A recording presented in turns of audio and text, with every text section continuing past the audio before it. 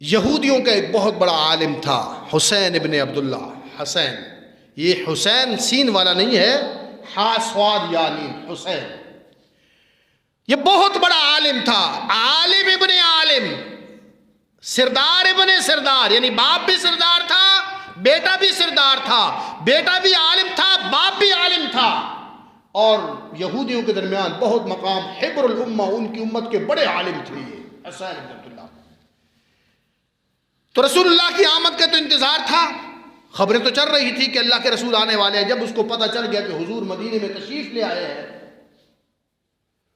تو انہیں تورات میں یہ پڑھ چکے تھے کہ آخری نبی جو آئے گا وہ کھجوروں والی سرزمین پر ہجرت کرے گا، کھجوروں والی سرزمین کی طرف ہجرت کرے گا. کھجوروں والے ممالک تو شام بھی اور بھی بہت سارے ممالک تھے، لیکن وہ حسین جو عالم ہے یہودی، وہ کہتے ہیں میرا گمان تھا کہ وہ شاید ہمارے علاقے میں وہ رسول آئے.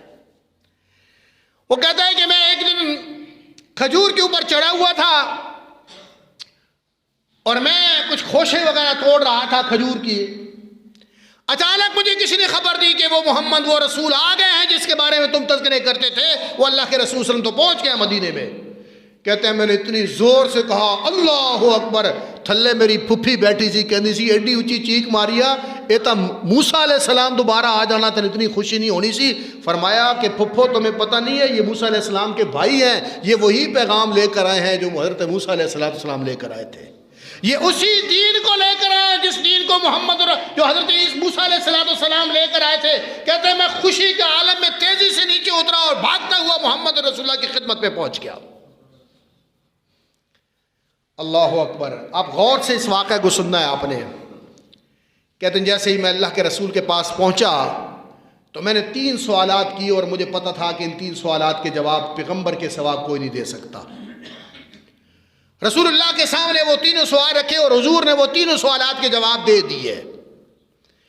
پھر اس نے کہا آپ ہاتھ بڑھائیے، ھذا الوجہ لیس الوجہ بکذاب، یہ جو آپ کا چہرہ ہے، جو چہرے کی نورانیت اور روشنی ہے، یہ کسی جھوٹے نبی کے چہرہ ایسا نہیں ہو سکتا. میں گواہی دیتا ہوں اشہد ان لا الہ الا اللہ واشہد ان محمد رسول اللہ. مسلمان ہو گیا. حضور نے کہا کہ اب تمہارا نام عبداللہ بن سلام ہے، حسین ابن سلام نہیں، عبداللہ بن سلام ہے. اب اس کے بعد بڑی انٹرسٹنگ بات ہے آگے. انہوں نے کہا یا رسول اللہ آپ کو معلوم ہے میں اپنے قبیلے کا، اپنی برادری کا، اپنے مذہبی طبقے کا، یہودیوں کا بڑا لیڈر ہوں. یوں سمجھیے کہ مدینے کا سب سے بڑا عالم شاید وہ تھا ان کا. آپ ایسا کیجئے کہ میری اسلام کی خبر ابھی کسی یہودی کو نہیں ہے، آپ یہودیوں کو بلائیں اور میرے بارے میں ان سے پوچھیں کہ وہ کیسا ہے، تاکہ آپ کو اندازہ ہو کہ میری حیثیت ان کے اندر کیا ہے. تو عبداللہ بن سلام رضی اللہ تعالیٰ عنہ کو حضور نے پیچھے کمرے میں پردے میں چھپا دیا، یہودیوں کو بلایا اور ان کے سامنے آپ نے دعوت رکھی کہ دیکھو میں وہی نبی ہوں جس کے بارے میں تمہاری تورات کے اندر اللہ تعالیٰ کی بشارتیں تمہارے نبی حضرت موسیٰ بتا کر گئے ہیں، میں وہ نبی آ گیا ہوں. انہوں نے کہا جی ہم تو نہیں مانتے، آپ وہ نبی نہیں ہے، وہ رسول نہیں ہے. انہوں نے کہا اچھا یہ بتاؤ کہ وہ جو حسین ابن سلام ہے، حسین ابن سلام کیسا آدمی ہے؟ انہوں نے کہا جی وہ تو سردار ابن سردار ہے، عالم ابن عالم ہے، اس جیسا بندہ ہمارے اندر ہے ہی کوئی نہیں، وہ تو علم و حکمت کا سمندر ہے، وہ بہت اچھا ہے، بہت عالم ہے. اتنی دیر میں نا حضور نے اشارہ کیا عبداللہ بن سلام کو باہر آ، کہنا اشہد ان لا الہ الا اللہ واشہد ان محمد رسول اللہ. یہودی کہنے نے بڑا جھوٹا ہے، ہم اس کو نہیں مانتے، یہ بڑا بے ایمان ہے. انہوں نے کہا بشرمو ابھی تو تم اس کی تعریفیں کر رہے تھے. اسی موقع پر ذلیل ہوئے نا، اللہ ذلیل کرنا چاہتا تھا جھوٹوں کو.